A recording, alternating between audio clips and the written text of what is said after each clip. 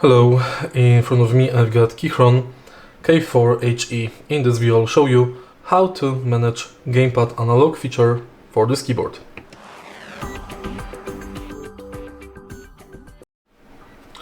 In the beginning, let's go to launcher.keychron and go to Gamepad Analogue in Hall effect mode. Here we've got joystick button selection.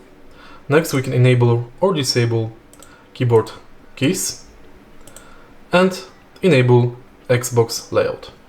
Next we can check joystick effect demo.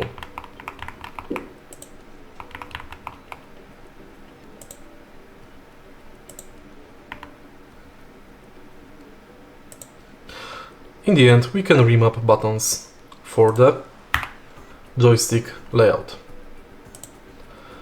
If you find this video helpful, please leave like, comment and subscribe.